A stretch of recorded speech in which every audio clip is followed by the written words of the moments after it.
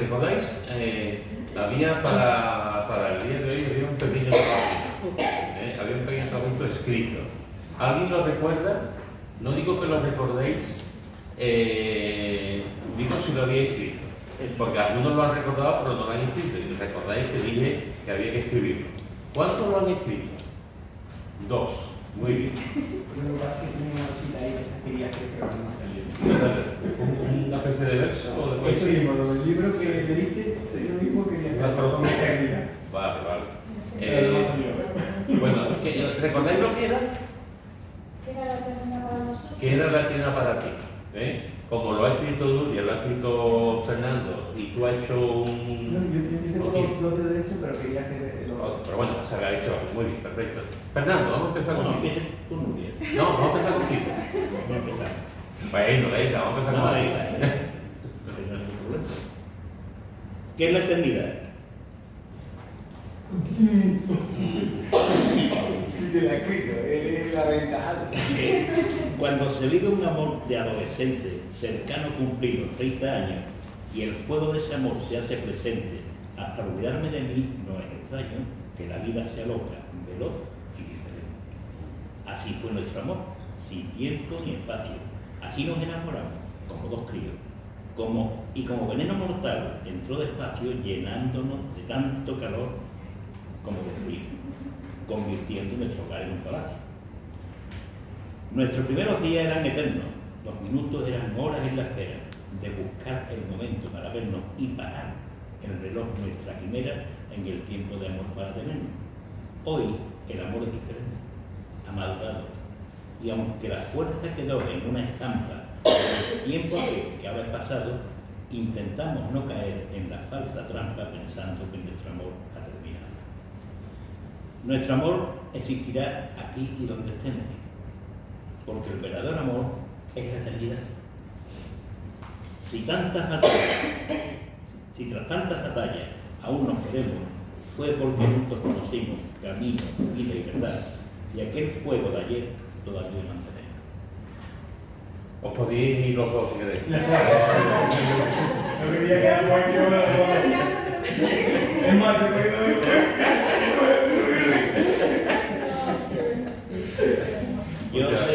Joti, yo te lo voy a pasar para que se lo lea. Oye, ¿Eh? yo te vamos, me acabas de romper ahora mismo. Porque yo a que tenía que leerlo ya te lo he leído. Gracias, Fernando. Muy bien, muchas gracias, Fernando. Bueno, pues yo en paternidad puesto lo que era para Fernando ha hecho una poesía primero. Yo te lo dije al pastor el otro día y he cumplido Más lo que dije. complicado, más complicado. No.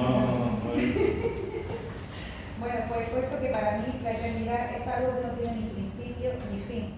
La eternidad es siempre, por siempre, jamás, infinito. No hay final, no estar sujeto a unos días, horas o años, sino vivir por siempre. Es un consuelo para un creyente tener eternidad en Cristo y por Cristo, vivir eternamente junto a Él. Que aquí estaremos unos años, pero que nuestra ciudadanía está en los cielos para vivir por siempre, junto a nuestro Señor. Es difícil describir eternidad, porque mi mente es finita y se escapa del todo. Muy bien, muy bien. Muchas gracias. Yo soy más cortito, yo soy como la RAE. Eternidad, he puesto. La infinita existencia del ser divino. Muy bien. 2. Es la regla, La liberación del alma del cuerpo corruptible. Muy bien. Y después quería hacer en esperanza, desde tiempo, en existencia, en vez de nacido, por su infinito y divino amor derramado. Bueno, puedes seguir trabajando en el acróstico. Pues. Sí. Claro. Y la semana que viene si lo tienes terminado lo ves. Sí. O lo puedes decir incluso en el culto del domingo. No entramos en pero para los dos. Muy bien, pues muchas gracias a los tres. Muchas gracias a los tres. Cuando la semana pasada insistí en escribir, no era porque sea un capricho. Normalmente yo estoy seguro que de todos los que estamos aquí podemos decir en nuestro sentido que es la eternidad. Pero el tiempo y la experiencia me ha demostrado que cuando nos sentamos, aunque pensemos que no sabemos, porque puede haber gente que diga, pero yo qué escribo, yo no sé escribir o tal. Normalmente cuando tú te pones ante una hoja en blanco, te desarrollas mejor es más lógico el planteamiento, se te vienen más ideas, por ejemplo, en una serie de palabras breves puedes decir mucho. A veces al no escribirlo empezamos a decir lo que es cualquier cosa, en este caso la eternidad, y nos podemos decir cosas que se nos escapan un poco. Cuando tú estás solamente con el papel, realmente está el papel y tú, y lo que tú piensas acerca de la eternidad, del amor, de las patatas fritas, de lo que sea, y te ayuda a concentrarte. Y además lo tienes escrito, que tú el día de mañana puedes decir qué pienso yo acerca de la eternidad, y puedes leer lo que en su momento escribiste, ¿no? Y eso es bueno, el meditar. Estamos en un tiempo, en un momento en el que no pensamos, y estamos en una sociedad que no se medita, incluidos los creyentes. No meditamos, vivimos muy rápido, vamos de noticia en noticia. Toda nuestra vida es muy superficial, no nos paramos a meditar realmente y a tener unos minutos de reflexión en lo que escuchamos, en lo que vemos, etc., ¿no? Y es bueno meditar. Dios nos ha dado la mente por algo.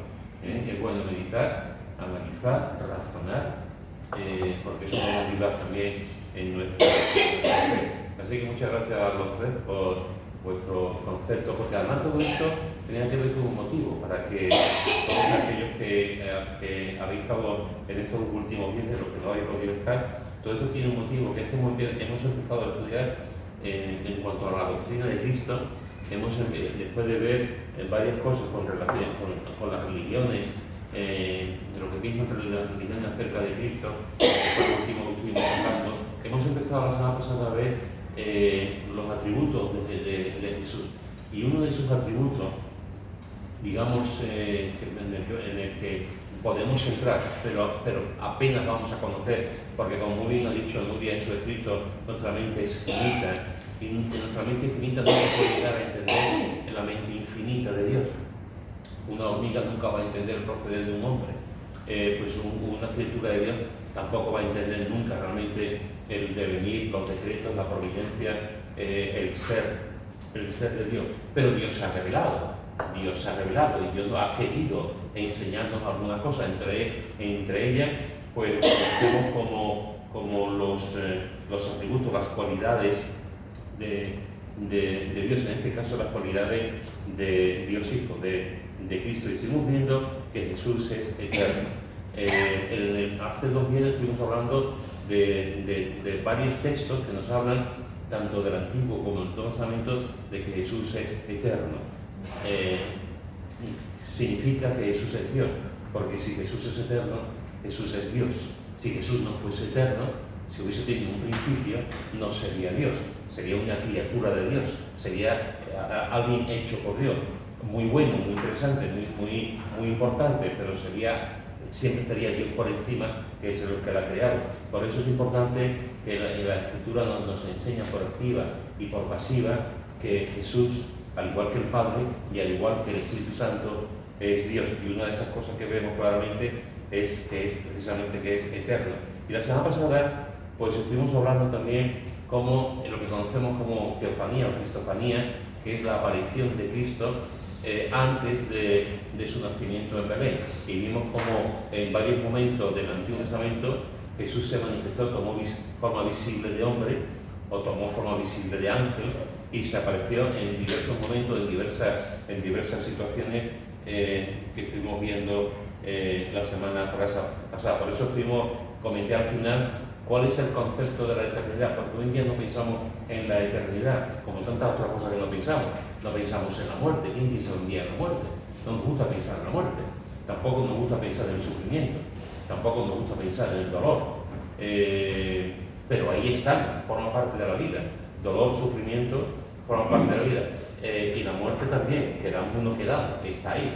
Y la eternidad también. Al creyente, cuando pensamos en la eternidad, pensamos en un concepto, en una idea que nos debe de maravillar, nos debe de estimular a la adoración, a la alabanza, porque pensar que tú, vamos a estar en la presencia de Dios por toda la eternidad, gozando de Él. Suponeros que nada más que estamos estamos nosotros y Dios nada más. Allí no hay otra cosa. Dios ni nada. Allí no jugar fútbol, no vamos a hacer poesía, no vamos a escribir libros, no vamos a tejer nada, no vamos a hacer ningún curso. Suponeros que solamente estamos allí, pero esa suposición de que estar allí solamente con Dios, o una de dos, o como algunos pueden pensar, es lo más aburrido del mundo, que vamos a hacer durante 3 días solamente delante de Dios. O la segunda suposición, que es la más importante para nosotros, es que estar solamente delante de Dios es que tiene que ser la experiencia más increíble de todas.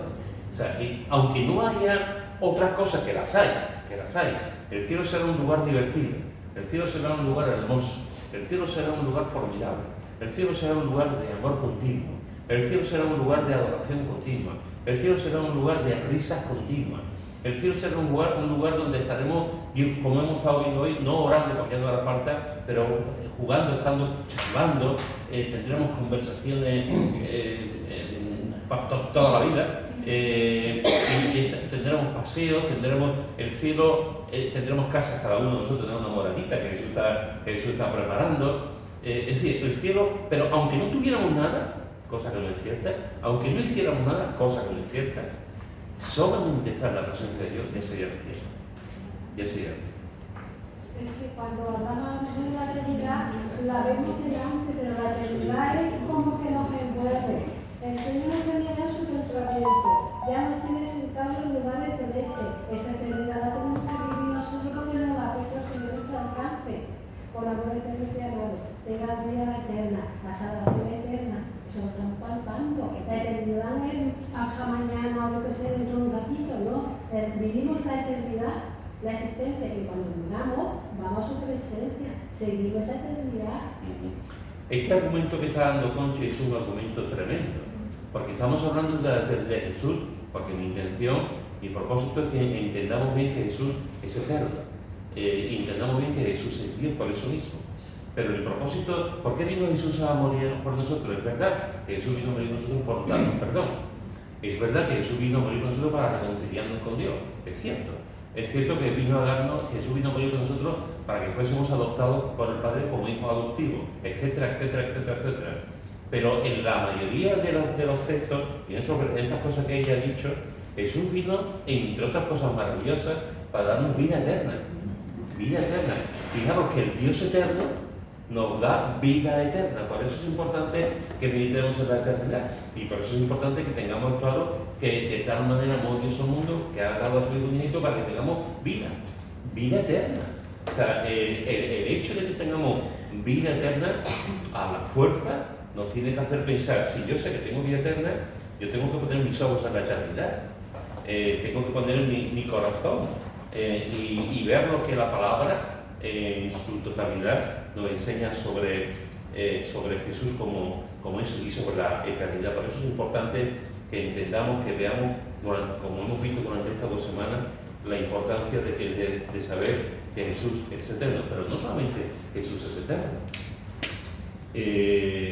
Como he puesto hoy en el grupo, cuando hemos estado hablando, cuando he puesto el anuncio y un poco resumen de la semana pasada, la eternidad tiene que ver con los atributos de Jesús como Dios. Si nosotros partimos de la base de que Jesús es un filósofo, un líder religioso, un promotor de la luz, un extraterrestre, el primer hippie del mundo, etc., si partimos de esa base, pues resulta que Jesús no es Dios. Que Jesús no es Dios. Será muchas cosas, será un gran profeta, como enseñan algunas religiones, será un buen hombre, como enseña mucha gente, será alguien admirable, digno de seguirlo, como enseñaba Napoleón, o como tanta gente que se quedan sorprendidos y admirados, como Gandhi, que se quedaba admirado de la figura de Jesús, ¿no? Pero el meollo, la base fundamental, la piedra angular de nuestra fe descansa en saber que Cristo es Dios. Si Cristo es Dios, gloria a Dios. Si Cristo no es Dios, pues no hacemos aquí nada, estamos engañados. Los creyentes, los millones de cristianos que hay en el mundo, ahora y los que nos han precedido, pues han muerto con una fe falsa, han depositado su confianza en alguien que no la merecía. Si Cristo no es Dios, estamos absolutamente fuera de control, fuera de tiempo y estamos perdiendo, nunca mejor dicho, el tiempo. Por eso es importante que entendamos, que sepamos que Jesús es Dios. Pedro, lo que acabas de decir, aunque fuese mentira que Jesús no es Dios ni que nos salva, yo le doy gracias a Dios por haber comprendido la salvación, porque aunque sea todo mentira, me ha ido también en la vida desde el momento que lo conocí, que yo no me imagino otra vida o la vida que hubiera tenido si no hubiera conocido al Señor. Aunque solamente me sirva para esta vida la salvación, ya está por bien empleada. Aunque no haya vida eterna, aunque que no es así porque hay vida eterna, porque el Señor no miente, aunque no haya una salvación eterna, la vida que hemos vivido aquí los hijos de Dios ya nos ha valido la pena. Mirando a otras personas que no tienen al Señor, que viven sin esperanza, que tú las ves tristes, que las ves con depresión, que las ves que tienen que ir al psicólogo, que los hijos están ya de tratamientos en psicólogo, que su familia está desestructurada. Yo digo, Dios mío, cuántas gracias te tenemos que dar a tus hijos, del amor tan grande que tienes con nosotros. Es que aunque sea una vida toda, ya nos merece la pena vivir aquí esta vida que el Señor nos ha dado, aunque sea solamente para esta vida en la tierra. Te vuelvo a repetir que es verdad. Esta cosa que ha dicho Conchi de la eternidad es verdad. La eternidad es para siempre, o sea, desde que nacemos para siempre. Pero hablando con una persona, hablándole del Evangelio, yo le decía que el Señor nos da vida eterna cuando lo conocemos, antes incluso nos da vida eterna. Es que yo no quiero vida eterna, digo, es que tú vas a tener vida eterna aunque no conozcas al Señor. Una muerte eterna, porque tu vida va a ser para muerte, pero va a ser eterna. Tanto para los creyentes va a ser eterna junto a Dios y junto a la obra que el Señor nos tiene preparada, como para la persona que no conoce al Señor es una muerte eterna, porque vas a seguir viviendo, lo quieras o no lo quieras. Y es así, es eterno. Yo cuando pensaba en lo que hace, creo que fue hace 2 viernes, porque el viernes pasado no, fue hace 2 viernes leíste, Él puso eternidad en nuestros corazones. ¿Alguien se acuerda dónde está? ¿Eclesiastés dónde? ¿Dónde? Apúntate un día. Y Él puso eternidad en nuestros corazones y yo pensaba, ¿qué es lo que ha puesto Dios a la hora de crear al ser humano que nos hace diferentes del resto de seres? Eso que tenemos, que los demás seres no tienen, que es el alma.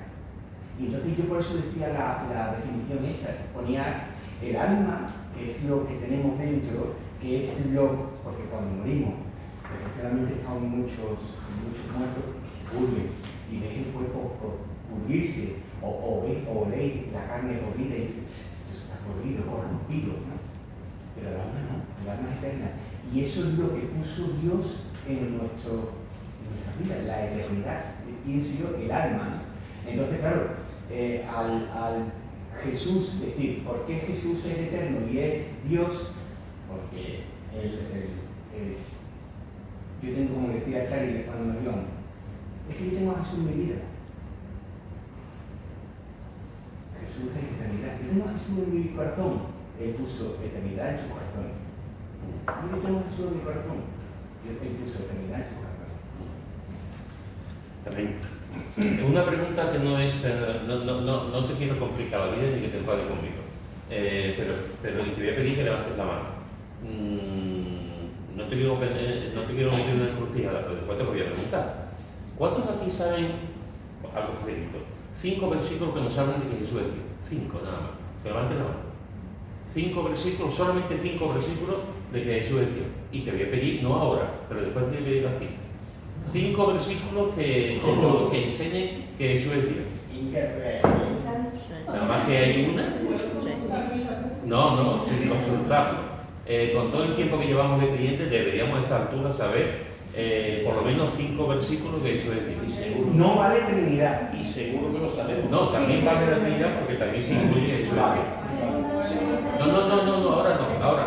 Que levante la mano una persona, los que saben 5 versículos, que te lo voy a preguntar al final. Depende solamente del capítulo. Yo creo. Claro, porque si tú te encuentras con una persona que te pregunta ¿por qué sabemos, por qué dices tú que Jesús es Dios? Tú tendrás que saber decirle la Biblia en tal sitio pone esto, si no, entonces sabemos que saber el texto, el versículo y el libro, para decir a la persona, nos podemos encontrar con un musulmán, nos podemos encontrar con un budista, nos podemos encontrar con un ateo. Yo sé que lo sabemos, pero lo que quiero es que, mirad, ahí imaginemos que hay un montón de árboles y sabemos el nombre de los árboles, pero tenemos que saber también cuáles son los árboles venenosos, cuáles son los árboles buenos, o sea, tenemos que discernir. Y en este caso yo estoy seguro que todos los que estamos aquí, alguien dirá tal, y ¡ay, lo sabía! Muy bien, pero tenemos que hacer un esfuerzo y eso significa que tenemos que tener la voluntad de memorizar textos que nos hablen de ciertas cosas, entre ellas lo más importante de saber que Jesús es Dios. Si tenemos que memorizar algo, y hay que memorizar muchas cosas, no olvides que lo primero siempre es memorizar que Jesús es Dios, porque de ahí parte todo. Por lo tanto, después le preguntará a Padre Carmen que hay que levantar la mano. Ya está como Homer el centro. Y tú también, muy bien. Como Homer Simpson en el centro. Muy bien, yo sé que vamos a ir después, pero que es importante y no estoy hablando de personas que llevan 2 meses del Señor. Estamos hablando de una mayoría que llevamos años y a esta altura no sabemos algún versículo. Y he dicho 5, si digo 10, te digo. Y si digo 15, vamos. Venga, no tiene que preguntarle a él.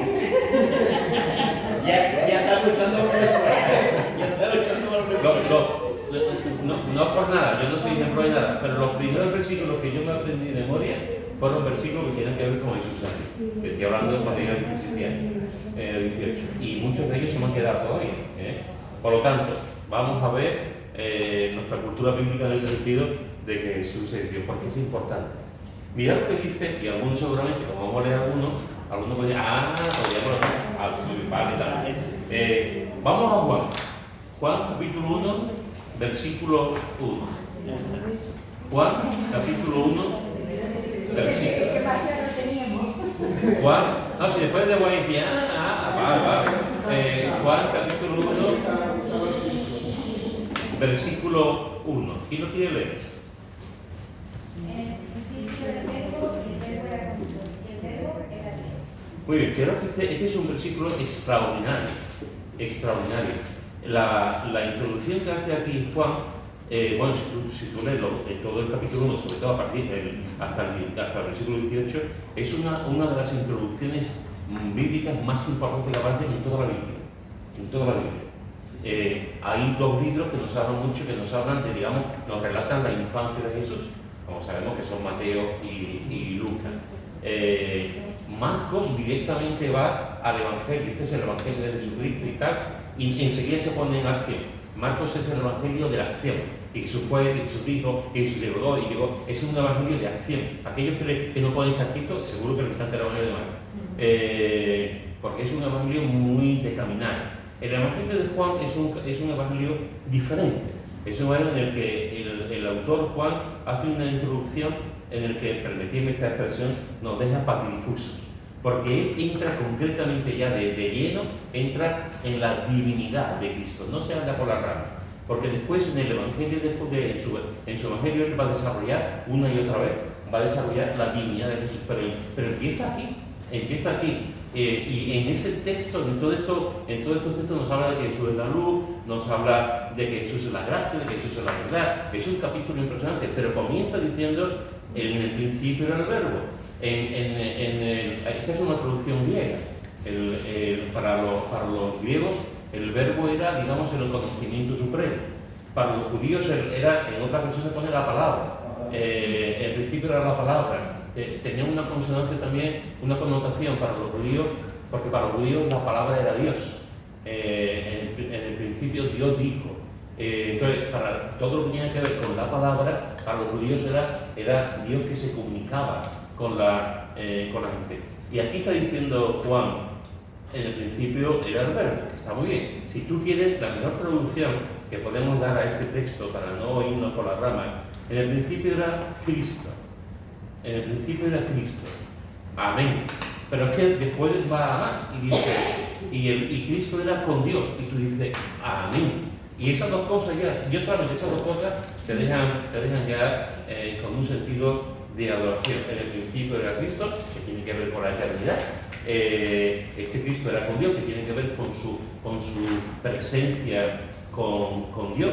Bien, pero ya el evangelista sigue desarrollando el pensamiento y aquí ya es tremendo, pues dice, y Cristo era Dios. Y Cristo era Dios. Así que fijaros que este es un versículo muy fácil de memorizar. Es un versículo que nos lleva inmediatamente a Jesús como Dios. Era Dios. No dice fue un Dios, no dice fue creado, sino que era, en el principio estaba, el verbo estaba con Dios y este Cristo era Dios. Y por si hubiera todavía no llegáramos a entender bien la divinidad de Cristo, mira lo que dice el versículo 14. ¿Quién lo lee? Versículo 14. Y aquel verbo fue hecho carne y habitó entre nosotros, y vimos su gloria como del unigénito del Padre, lleno de gracia y de verdad. Mirad, en el principio era el verbo, y el verbo era con Dios, y el verbo era Dios. Y aquel verbo, estamos haciendo una contracción del texto, hemos hecho, no pasa directamente al verbo, pero es como si siguiese en la escritura de Juan, como si ese hilo conductor nos lleva, y aquel verbo que estoy comentando desde el versículo 1, aquel verbo fue hecho carne y habitó entre nosotros, y vimos su gloria como del unigénito del Padre, lleno de gracia y de verdad. Si hay alguna duda, este texto todavía no lo aclara más. En el principio era el verbo y este verbo se hizo carne. Este verbo se hizo carne y habitó entre nosotros, digamos. Y no solamente habitó, sino que dice que era lleno de gracia y de verdad. Así que fijaros que en estos dos versículos podemos ver cómo Jesús es Dios y se desarrolla. Y si nos vamos al capítulo 10 de Juan, capítulo 10 de Juan, leemos, capítulo Juan 10, versículo 30. ¿Quién lo tiene? Este es un versículo muy largo, hay que estar con cuidado. Juan capítulo 10, versículo 30. Yo y el Padre uno somos. ¿Puedes repetirlo? Yo y el Padre uno somos. ¿Puedes repetirlo? Yo y el Padre uno somos. ¿Qué nos está enseñando este texto? Este es un versículo súper claro, Los dos que hemos visto antes, 1 y 14, son súper claros, pero quiero que está hablando, aquí Jesús está diciendo, yo y el Padre uno somos, uno somos. Claro, no me extraña, como vimos en su momento, que los judíos rechazaran a Jesús y que lo quisieran matar y que quisieran apedrearlo, porque se hizo igual que Abraham, dijo que antes que Abraham yo soy, etcétera, etcétera. Pero es que está diciendo ya no solamente que antes que Abraham yo soy, sino que está diciendo yo y el Padre uno somos en esencia. En esencia. Se está equiparando a Jehová. Se está equiparando a Dios Padre, al concepto que tenían los judíos de Dios. Entonces, cuando él está diciendo yo y el Padre uno somos, está diciendo que soy Dios. Eso es una barbaridad. Eso es una barbaridad para los judíos. De hecho, estaba penado por la muerte a la hora de proclamar uno que se decía Dios, era una blasfemia, una herejía, castigado con la muerte. Sin embargo, es lo que está diciendo Jesús. Yo y el Padre uno somos. Seguro que también sabes este versículo de memoria. Estoy seguro que ya lo va recordando. Yo y el Padre uno somos. Mira también lo que dice en el capítulo 14, versículo 7 al 9. Capítulo 14, versículo 7 al 9 de este mismo evangelio. Bueno, versículo 6. Juan 14, del 6 al 9. Jesús le dijo, yo soy el camino y la verdad y la vida. Nadie viene al Padre sino por mí. Si me conocieseis también a mi Padre conoceríais, y desde ahora le conocéis y le habéis visto. Felipe le dijo, Señor, muéstranos al Padre y nos basta. Jesús le dijo, ¿tanto tiempo hace que estoy con vosotros y no me has conocido, Felipe? El que me ha visto a mí, ha visto al Padre. ¿Cómo pues dices tú, muéstranos al Padre? ¿Qué os parece? ¿Qué os parece? Otro versículo, otro texto impresionante. Otro texto en el que Jesús le está contestando a Tomás. Señor, no sabemos a dónde vas, ¿cómo pues podemos saber el camino? Y Jesús contesta lo que hemos visto ahora. Y es interesante que Felipe le dice, Señor, muéstranos al Padre y nos basta. Felipe es genuino, Felipe está siendo sincero. Felipe no está siendo hipócrita, está explicando eso, pero no acaba de entenderlo. No acaba de entender cómo Jesús está diciendo, si me conocierais también a mi Padre conociréis. Y desde ahora, claro, Felipe está diciendo, ¿cómo vamos a conocer al Padre? Tú estás aquí, Felipe se ha unido. Felipe no sabe muy bien lo que está diciendo. Y le dice, Señor, muéstranos al Padre y nos basta. Y Jesús ahora le determina. Jesús le dice, después del tiempo que ha estado con él, que le ha visto caminar, le ha visto enseñar, ha visto hacer milagros, ha visto hacer cosas impresionantes, le dice, tanto tiempo que estoy con vosotros, Felipe, y todavía no has visto. El que me ha visto a mí, ha visto al Padre. El que me ha visto a mí, ha visto al Padre. El Padre no tiene cuerpo, la Biblia dice que Dios es espíritu. Esa es una de las declaraciones más importantes que hay. Dios es, como diría aquel, es pura energía. Dios no tiene cuerpo. ¿Cuál es el cuerpo? Permitidme esta expresión. ¿Cuál es el cuerpo de Dios? Jesús Cristo. De hecho, si tú lees Hebreos capítulo 1, vemos también que Él es el resplandor de la existencia de Dios, ¿no? Entonces, Dios es Dios, Dios es espíritu. A Dios no lo podemos ver, pero Dios le ha conocido, ha querido que Cristo tome, digamos, la imagen de Él, sea Cristo. Cuando vemos a Cristo, estamos viendo al Padre. Cuando estemos en el cielo, en la eternidad, cuando estemos en el cielo, no veremos a Dios Padre, escucharemos la voz de Dios Padre, hablaremos con Dios Padre, lo adoraremos. Pero aquí vamos a ver también es a Jesús. Y además es interesante porque a Jesús lo veremos como humano, es decir, como hombre. Cuando Jesús, una vez que Jesús ha ascendido al cielo, Jesús no ha ascendido como un ser incorpóreo, o como una majestad, o como el Padre sin cuerpo, ¿no? Jesús ya ha ascendido al cielo con su cuerpo resucitado, con su cuerpo incorruptible, y lo veremos en el cielo con su cuerpo, y se manifestará, y lo veremos en todo su esplendor. Así que fijaros que aquí está diciéndole el Señor, le está diciendo aquí a Felipe, el que me ha visto a mí, al mismo Padre, le está diciendo, Felipe, ¿tú me estás viendo? Sí, pues estás viendo a Dios mismo. Estás viendo a Dios mismo. Estás viendo al Señor, estás viendo al Kyrios, estás viendo a la eternidad, me estás viendo porque yo soy Dios. Eso es lo que está diciendo. Y fijaros en otro texto que es tremendo, en el mismo Evangelio de Juan, capítulo 20, versículo 28, que seguro que tampoco acordáis el memorizado. Juan capítulo 20, versículo 28. Juan 20, 28. ¿Quién lo tiene? Tomás respondió y le dijo, Señor mío y Dios mío. ¿En qué contexto dice Tomás esto?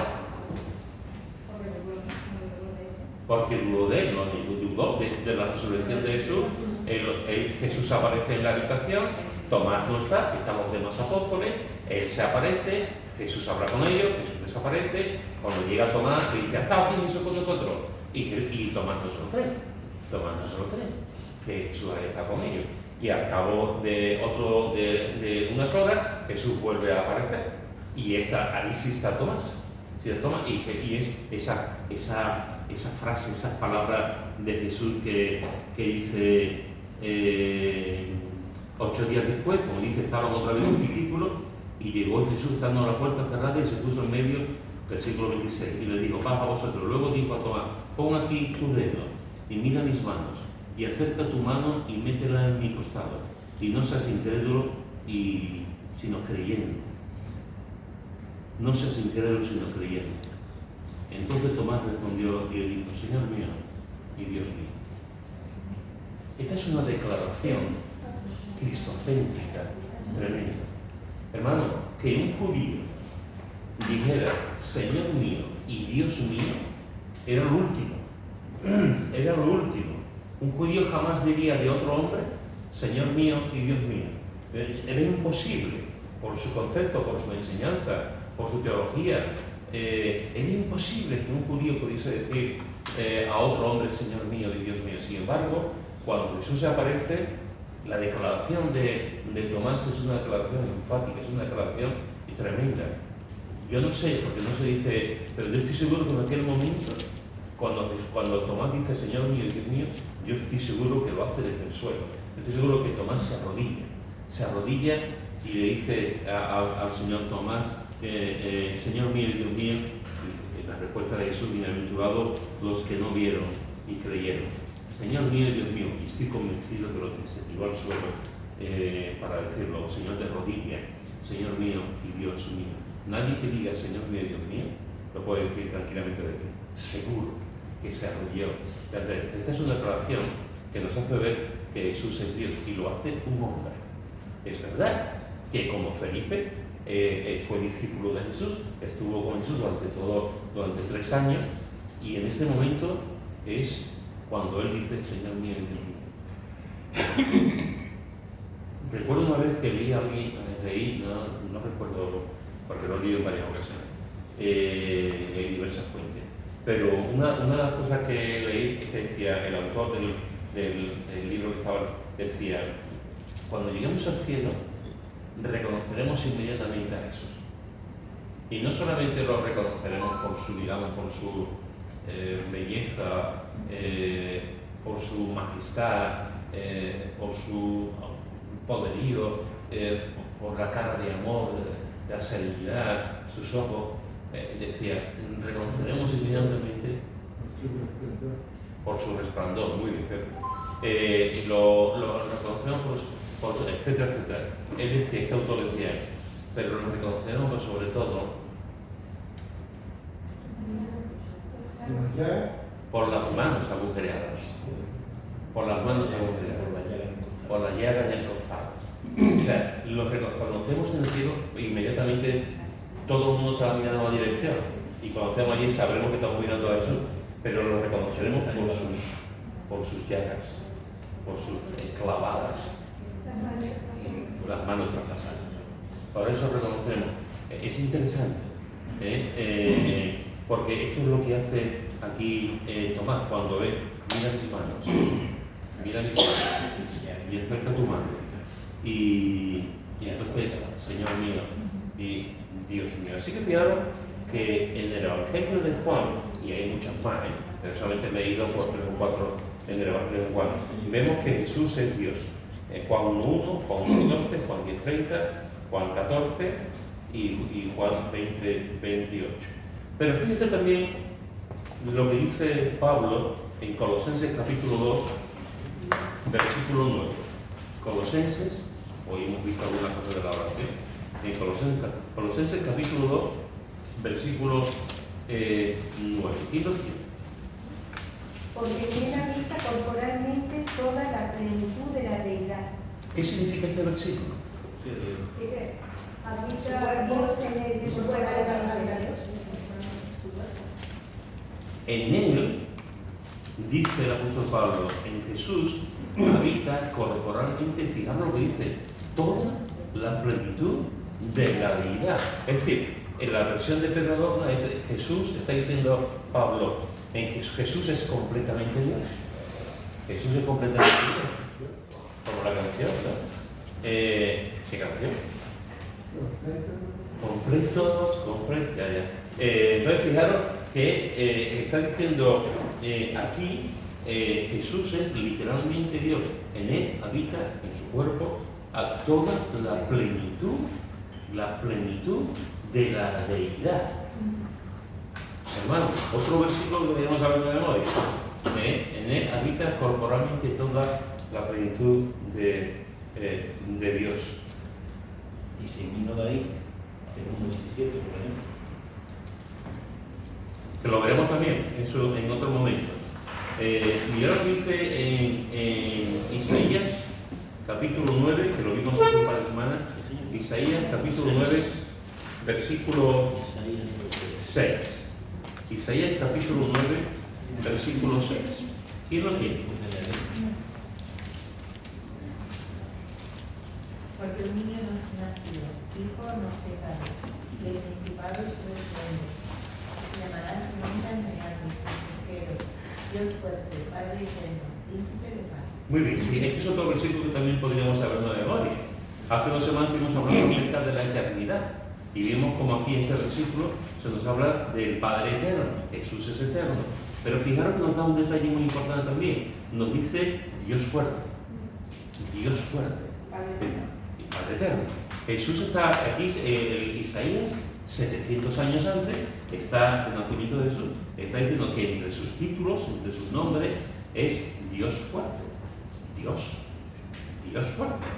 Es decir, ¿cómo se puede decir una profecía siglos anteriores para decir que ese niño que va a nacer es Dios? Y no solamente, sino que es Dios fuerte. Ese es un texto clave también. Además, su nombre se llamará Emmanuel. ¿Dónde aparece? Mateo 1, 23. En Mateo, ¿cuál? Juan 1, 1, 20.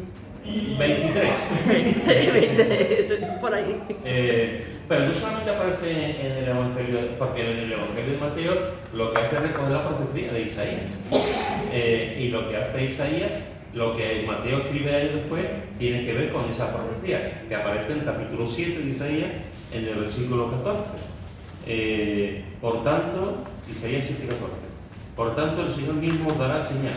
Y aquí que la Virgen concebirá y dará a luz un hijo, y llamará su nombre Emmanuel, que significa el primero en meter gloria. No, primero. Eso no es. ¿Qué significa Emmanuel? Que es lo que después va a escribir, efectivamente, como bien se ha dicho, Mateo, cuando describe el nacimiento de Jesús, va a emplear este texto. Va a emplear este texto y va a decir, con referencia a la profecía de Isaías, aplicándolo a Jesús, efectivamente, en el capítulo 1 del versículo 23 de Mateo. Y además, en ese capítulo 1 del versículo 23, dice esta profecía y después dice literalmente Dios con nosotros. Isaías no lo pone, pero Mateo se pone el significado del nombre, Emmanuel, Dios con nosotros. Hermanos, no sé si nos estamos dando cuenta, pero se está diciendo que Jesús es Dios con nosotros. Estamos en el mismo terreno, vamos cogidos de la mano, nos estamos dando cuenta de los textos que estamos leyendo. Está diciendo que Emmanuel, Jesús es Dios. Hemos visto que Dios fuerte. Y además estamos viendo en el capítulo 9, versículo 6, que estamos viendo que es Dios con nosotros, que nos habla de su encarnación. Dios con nosotros. Tierra Santa estamos pisando, porque realmente nos está hablando de cómo Jesús es Dios. Mirad lo que dice en Romanos, capítulo 9, versículo 5. Romanos, capítulo 9, versículo 5. ¿Quién lo tiene?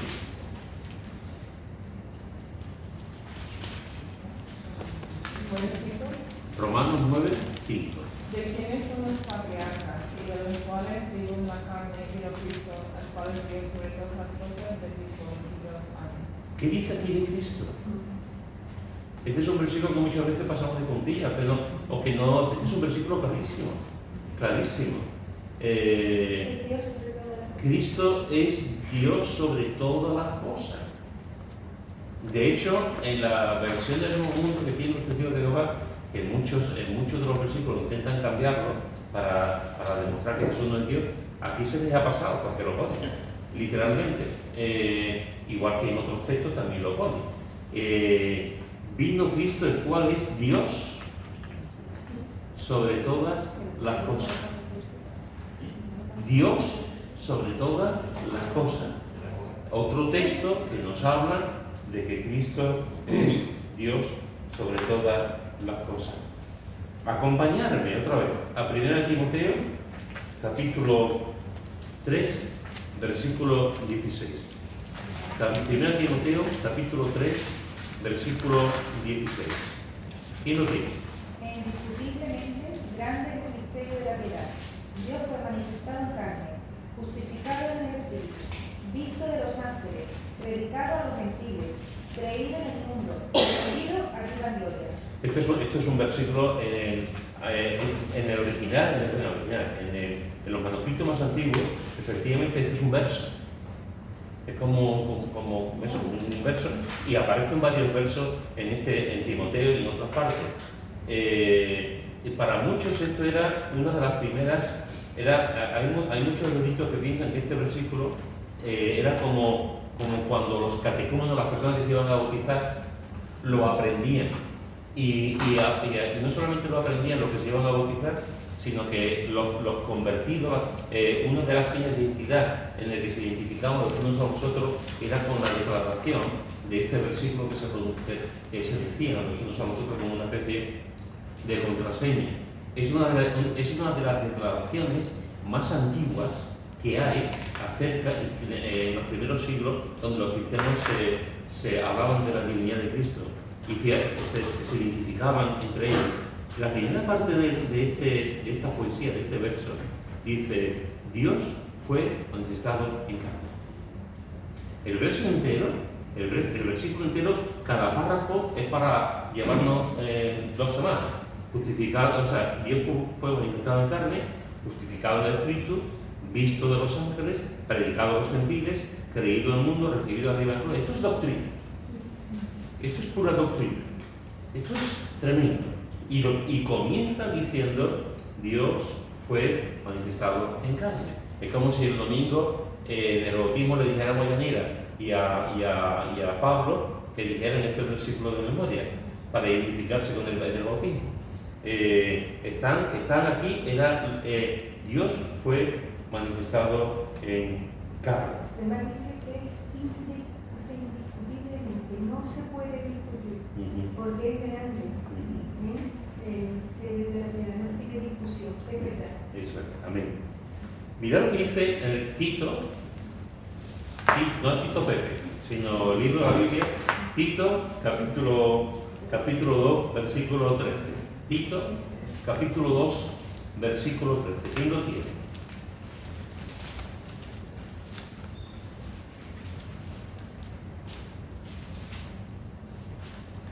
¿Nadie? Aguardando la esperanza bienaventurada y la manifestación gloriosa de nuestro gran Dios y Salvador Jesucristo. ¿Qué se está diciendo aquí de Jesús? Gran Dios Y Salvador. Hermanos, la esperanza bienaventurada de la voluntad. Está hablando de la segunda venida. Jesús va a venir.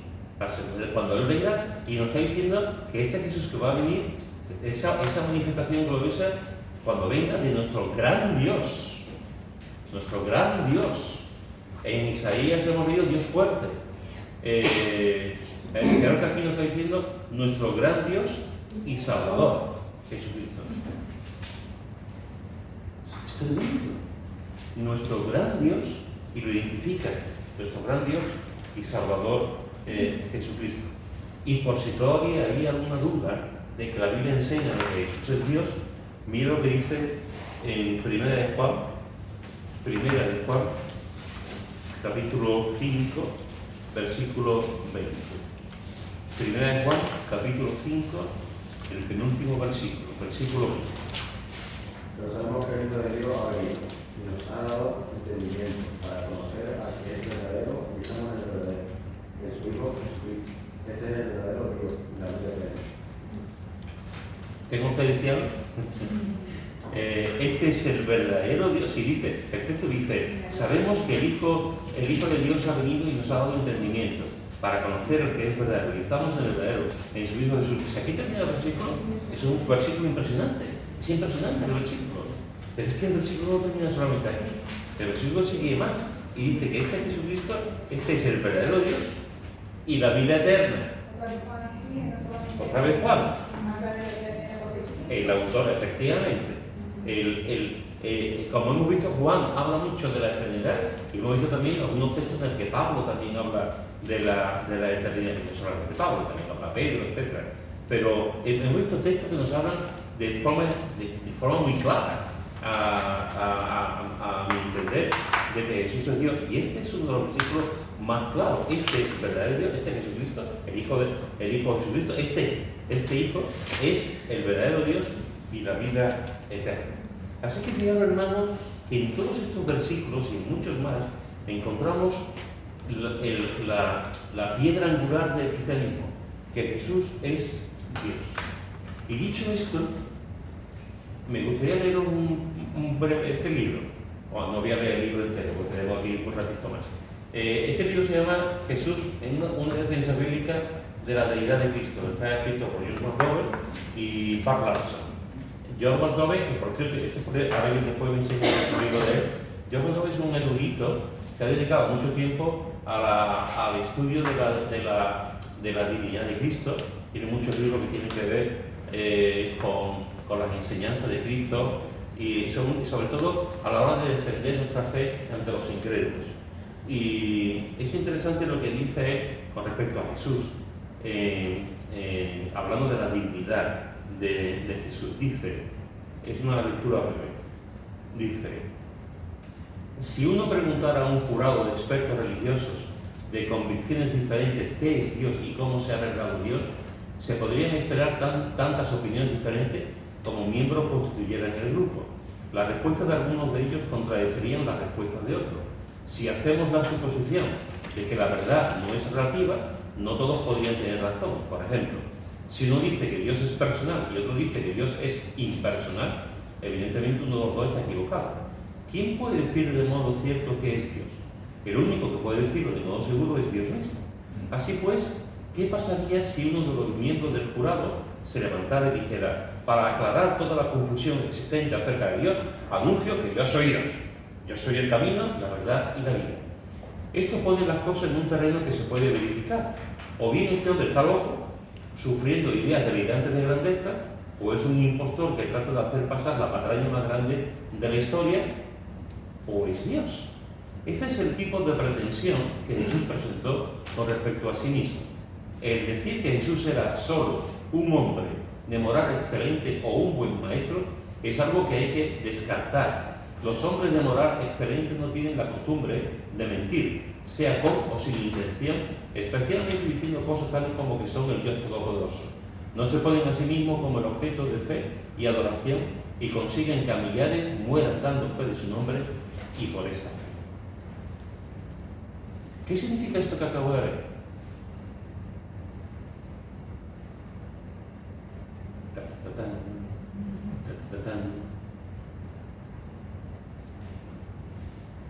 Pues muy sencillo, miren, lo que acabo de leer, lo que el autor está diciendo es que aquí solamente hay, cuando hablamos de la divinidad de Cristo, solamente hay dos alternativas, nada más. O Cristo es Dios o no lo es, punto. Eso es lo que está diciendo. No merece la pena que digamos que Jesús es un maestro de moral. Jesús no estaba pretendiendo que fuese un maestro de moral. No merece la pena que digamos que Jesús era un buen tipo, una buena persona. Jesús no está hablando. Jesús está diciendo: yo soy Dios. Jesús está diciendo: yo soy Dios. O aceptamos que Jesús es Dios o no, pero no nos vayamos por la rama diciendo que era un buen maestro, que era tal y tal. Jesús no pretendía eso. Jesús estaba diciendo: o soy Dios o no soy Dios. Esa es la alternativa. Eso es lo que está diciendo la Escritura y lo que dice este autor. Que Dios se expresa tan claramente que es Dios, porque entonces sería el mentiroso más grande. Efectivamente. Sí, el argumento de si es Señor o es mentiroso o es loco. Tres opciones. O Jesús era Señor o un mentiroso o un loco. Efectivamente. Fijaros que si Jesús no era Dios, entonces todo lo que digo era mentira. Si Jesús no era Dios, todo lo que digo era mentira. Y aquí también hay dos alternativas. Si Jesús no era Dios y todo lo que digo era mentira, significa que Él sabía que todo era mentira. Entonces toda la palabra de Dios sería pura mentira, porque ya desde el principio Él te viene marcando mentira y se dio expresamente en él. Efectivamente. Si Jesús no es Dios, una alternativa era que él sabía que toda la mentira, que representó un teatro, que fue un mentiroso, que fue un hipócrita y que fue un necio, porque al final murió. Al final lo clavaron en la cruz por una mentira. Y si él sabía que era una mentira, era un necio, un insensato, porque nadie va a la cruz, nadie va a morir por una mentira. En todo caso morimos por una verdad, pero no por la mentira. Por lo tanto, si Jesús no es Dios y fue un teatrero, fue un mentiroso, ¿qué precio pagó por su mentira? ¿Qué precio pagó por su mentira? Por eso a lo suyo vino. Y lo suyo no lo recibió.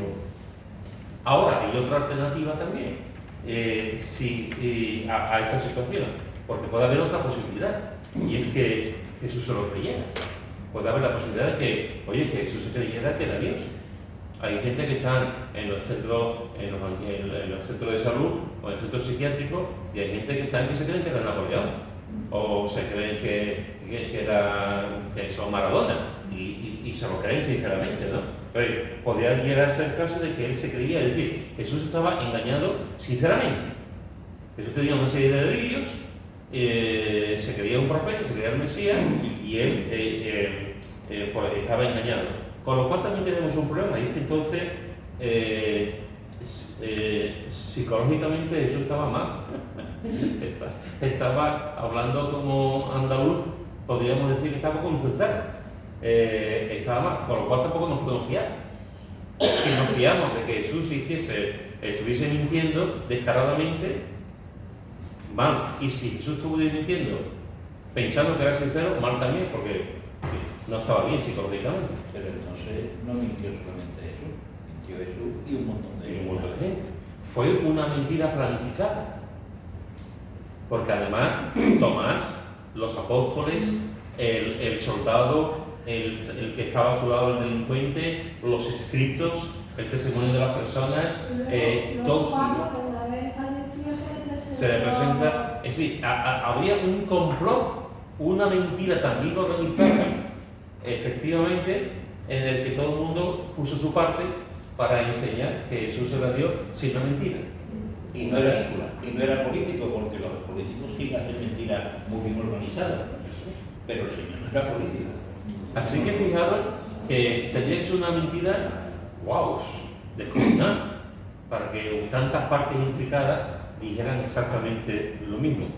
Sin embargo, también hay otra, otra alternativa, y es que efectivamente Jesús fuera Dios. Que Jesús fuera Dios. Ni que fuese un mentiroso ni un lunático, sino que realmente fuese, es decir, que todo lo que dijo fue verdad, y por lo tanto, si todo lo que dijo fue verdad, Él es Señor de Dios. Él es Señor y Dios. Y aquí también hay dos alternativas, y vamos a ir a alternativas. Hoy aquí también hay dos posiciones, que es lo que he dicho antes: o creemos en Él, o no creemos en Él.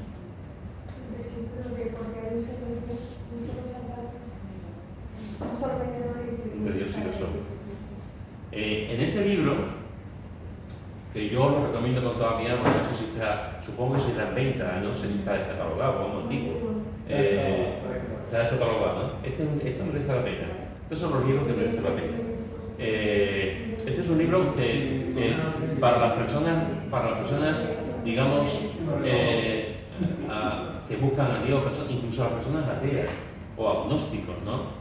Que no saben si Dios existe o no existe. Este es un libro maravilloso, porque da muchas pruebas de la existencia de Dios, y para nosotros los creyentes igual, fortalece nuestra fe.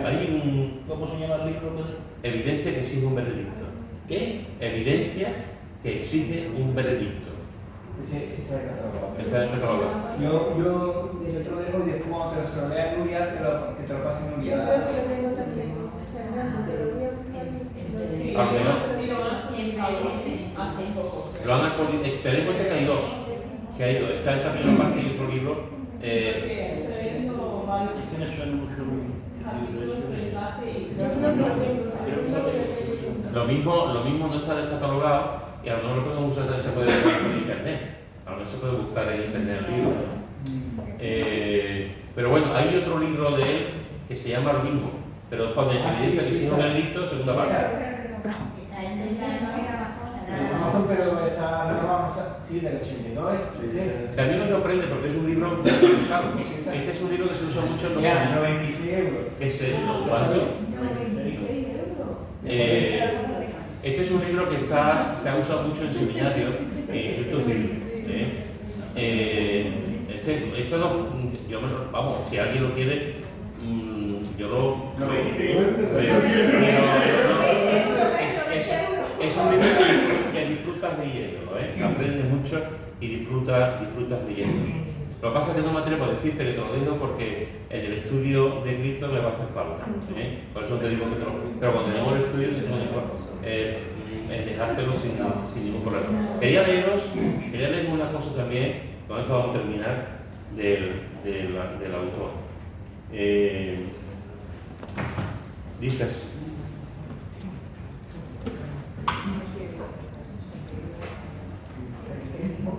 Dice, mirad. Dice el título de la cuestión, ¿quién es Jesucristo? Y dice, Jesús consideró que la opinión que los hombres tenían de él era de importancia fundamental. C.S. Lewis, ¿quién fue C.S. Lewis?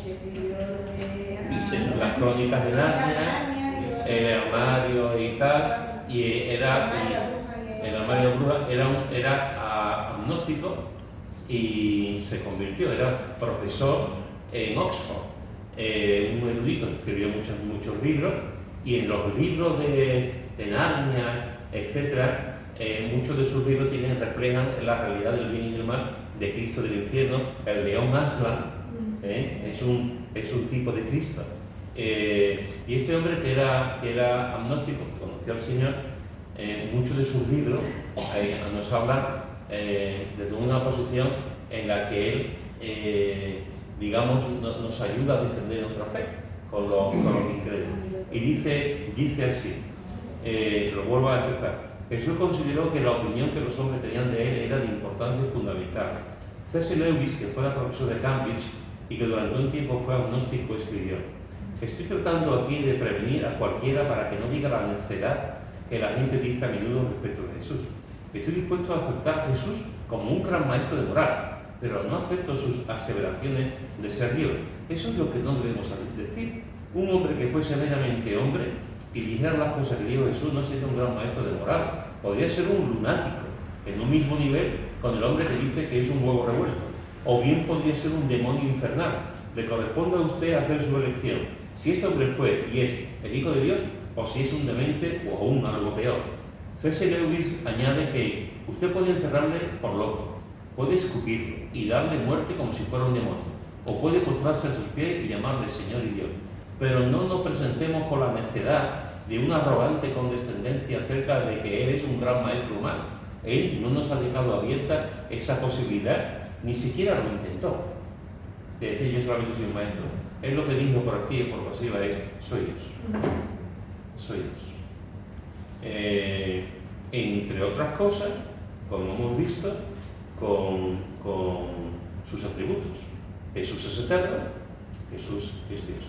Pero Jesús no dijo, yo soy un maestro de moral, yo soy alguien que enseña algo, seguirme porque luego voy a enseñar cosas bonitas. No, Jesús dijo, soy Dios. O estás conmigo o estás conmigo. O me sigues o no me sigues. Pero no mintió, no dijo una cosa, soy Dios. Ahora, después ya, ¿nos lo creemos o no nos lo creemos? ¿Nos creemos que Jesús es Dios? Y si creemos que Jesús es Dios, vivamos como tal. Vivamos como tal, vivamos como que Jesús es Dios y Señor. Y si no creemos que Jesús es Dios, vivamos como tal. Sin Dios y sin Señor, nuestra vida. Cada uno haciendo lo que bien le parece, como el libro lo jueces. Por lo tanto, fijaros, hermanos, que es importantísimo saber, conocer que Jesús es Dios. Amén.